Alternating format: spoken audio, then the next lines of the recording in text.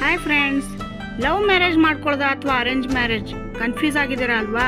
ಇಲ್ಲಿದೆ ಸಂಪೂರ್ಣ ಮಾಹಿತಿ. ಈ ವಿಡಿಯೋ ನಿಮ್ಗೆಲ್ಲರಿಗೂ ಇಷ್ಟ ಆಗುತ್ತೆ ಅಂತ ಭಾವಿಸ್ತೀನಿ. ಇಷ್ಟ ಆಗಿದ್ರೆ ಒಂದು ಲೈಕ್ ಕೊಡೋದ್ರ ಮೂಲಕ ಸಬ್ಸ್ಕ್ರೈಬ್ ಆಗಿ, ಪಕ್ಕದಲ್ಲಿರೋ ಬೆಲ್ ಬಟನ್ ಒತ್ತಿ ನಮಗೂ ಕೂಡ ಸಪೋರ್ಟ್ ಮಾಡಿ. ಹಾಗಾದರೆ ಬನ್ನಿ ಫ್ರೆಂಡ್ಸ್, ಅದೇನು ಅಂತ ಈ ಮಾಹಿತಿ ನೋಡೋಣ. ಮದುವೆ ಅನ್ನೋದು ಒಂದು ಸುಂದರ ಅನುಬಂಧ. ಇದರಲ್ಲಿ ಲವ್ ಅಥವಾ ಅರೇಂಜ್ ಎಂದು ಆಲೋಚನೆ ಮಾಡುವುದಕ್ಕಿಂತ ಮದುವೆ ಆದಮೇಲೆ ಹೇಗೆ ಹೊಂದಿಕೊಂಡು ಹೋಗುತ್ತಾರೆ ಎನ್ನುವುದು ತುಂಬಾ ಮುಖ್ಯ. ಕೆಲವರು ಪ್ರೀತಿಸಿ ಮದುವೆ ಆದರೆ ಇನ್ನು ಕೆಲವರು ಮನೆಯಲ್ಲಿ ತೋರಿಸಿದ ಹುಡುಗ ಅಥವಾ ಹುಡುಗಿಯನ್ನ ಮದುವೆ ಆಗ್ತಾರೆ. ನಾವೇ ಅರ್ಥ ಮಾಡಿಕೊಂಡು ನಮಗೆ ಮೊದಲಿನಿಂದ ತಿಳಿದಿದ್ದವರನ್ನ ಮದುವೆ ಆಗುವುದು ಲವ್ ಮ್ಯಾರೇಜ್ ಎನಿಸಿಕೊಂಡರೆ, ಕುಟುಂಬದವರು ತೋರಿಸಿದ ನಂತರ ಅವರನ್ನು ಮದುವೆಯಾಗಿ ಅರ್ಥ ಮಾಡಿಕೊಳ್ಳುವುದು ಅರೇಂಜ್ ಮ್ಯಾರೇಜ್ ಎನಿಸಿಕೊಳ್ಳುತ್ತದೆ.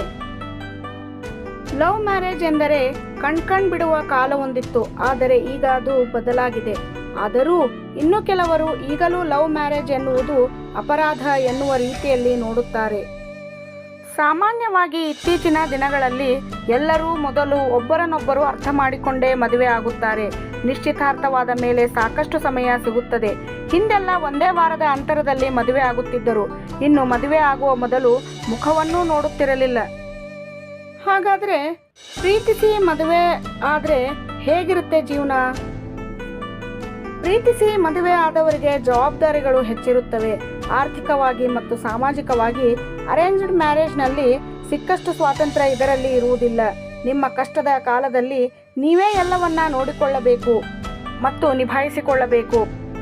ತುಂಬಾ ಜಗಳ ಮಾಡಿಕೊಂಡಾಗ ನೀವೇ ಮಾಡಿಕೊಂಡಿದ್ದು ನೀವೇ ಅನುಸರಿಸಿಕೊಂಡು ಹೋಗಿ ಎಂದು ಹೇಳಿ ಕುಟುಂಬದವರು ಸುಮ್ಮನಾಗಬಹುದು.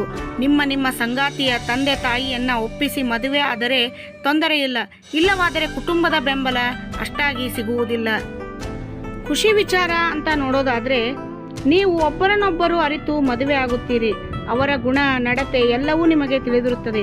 ಇಬ್ಬರು ಪರಸ್ಪರ ನಿರ್ಧಾರ ತೆಗೆದುಕೊಳ್ಳುವಾಗ ಒಬ್ಬರ ಅನುಮತಿ ಇನ್ನೊಬ್ಬರು ಪಡೆಯುತ್ತಾರೆ. ಯಾವ ವಿಚಾರದಲ್ಲೂ ಗೌಪ್ಯತೆ ಇರುವುದಿಲ್ಲ. ಗೌಪ್ಯತೆಗಿಂತ ಜಾಸ್ತಿ ಆಪ್ತತೆ ಇರುತ್ತದೆ. ಹೊಂದಾಣಿಕೆ ಮಾಡಿಕೊಂಡು ಜೀವನ ಸಾಗಿಸಬಹುದು.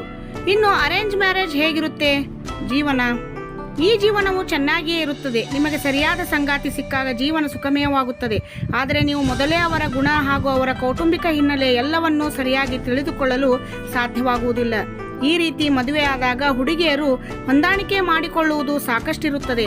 ಮನೆಯ ಎಲ್ಲ ಆಚಾರ ವಿಚಾರಗಳನ್ನು ಸರಿಯಾಗಿ ಅನುಸರಿಸಬೇಕಾಗುತ್ತದೆ.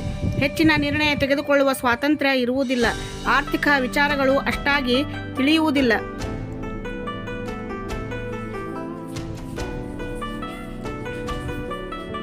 ಇನ್ನು ಖುಷಿ ವಿಚಾರ ಅನ್ನೋದಾದರೆ, ಆರ್ಥಿಕವಾಗಿ ಫ್ಯಾಮಿಲಿ ಬೆಂಬಲವಾಗಿ ನಿಲ್ಲುತ್ತದೆ. ನಿಮ್ಮಿಬ್ಬರ ನಡುವೆ ಏನೇ ಸಮಸ್ಯೆ ಆದರೂ ಅದನ್ನು ನಿರ್ಣಯ ಮಾಡಲು ಕುಟುಂಬದವರು ಇರುತ್ತಾರೆ. ಸಾಮಾಜಿಕ ಸ್ಥಿರತೆ ಹೆಚ್ಚಾಗಿರುತ್ತದೆ. ಯಾವುದು ಬೆಸ್ಟ್ ನೋಡೋಣ ಬನ್ನಿ ಫ್ರೆಂಡ್ಸ್.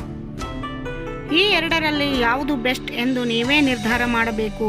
ನಿಮಗೆ ಯಾವ ರೀತಿ ಅನುಕೂಲ ಇದೆ ಎನ್ನುವುದರ ಮೇಲೆ ಇದು ನಿಂತಿರುತ್ತದೆ. ಆದರೆ ಎರಡೂ ರೀತಿಯ ವಿವಾಹದಲ್ಲಿ ಸೋಲು ಗೆಲುವು ಇದ್ದೇ ಇರುತ್ತದೆ.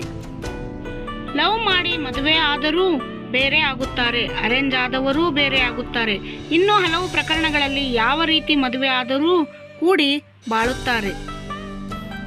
ಭಾರತದಲ್ಲಿ 48% ಮದುವೆ ಮಾತ್ರ ಅರೇಂಜ್ ಮ್ಯಾರೇಜ್ ಆಗಿದೆ ಎಂದು 2019ರಲ್ಲಿ ನಡೆದ ಸಮೀಕ್ಷೆ ತಿಳಿಸಿದೆ. 2023ರಲ್ಲಿ ಇದರ ಪ್ರಮಾಣ ಇನ್ನೂ ಕುಸಿದಿದ್ದು 44% ದಂಪತಿ ಮಾತ್ರ ಅರೇಂಜ್ ಮ್ಯಾರೇಜ್ ಆಗಿದ್ದಾರೆ ಎಂದಿದೆ. ನೋಡಿದ್ರಲ್ಲ ಸ್ನೇಹಿತರೆ, ಲವ್ ಮ್ಯಾರೇಜ್ ಕೂಡ ಬೆಸ್ಟ್, ಅರೇಂಜ್ ಮ್ಯಾರೇಜ್ ಕೂಡ ಬೆಸ್ಟ್.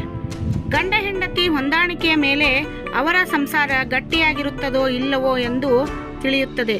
ಈ ಎಲ್ಲ ಮಾಹಿತಿ ನಿಮಗೆಲ್ಲರಿಗೂ ಇಷ್ಟ ಆಯಿತು ಅಂತ ಭಾವಿಸ್ತೀನಿ. ಇಷ್ಟ ಆಗಿದ್ರೆ ಒಂದು ಲೈಕ್ ಕೊಡುವುದರ ಮೂಲಕ ಸಬ್ಸ್ಕ್ರೈಬ್ ಆಗಿ, ಪಕ್ಕದಲ್ಲಿರೋ ಬೆಲ್ ಬಟನ್ ಒತ್ತಿ ನಮಗೂ ಕೂಡ ಸಪೋರ್ಟ್ ಮಾಡಿ ಅಂತ ಹೇಳ್ತಾ, ಇಂತಹ ಇನ್ನೂ ಹೆಚ್ಚು ವಿಡಿಯೋಗಳನ್ನು ನಿಮ್ಮ ಮುಂದೆ ತರೋದಕ್ಕೆ ಪ್ರಯತ್ನ ಮಾಡ್ತೀನಿ ಸ್ನೇಹಿತರೆ. ಅಲ್ಲಿವರೆಗೂ ಧನ್ಯವಾದಗಳು.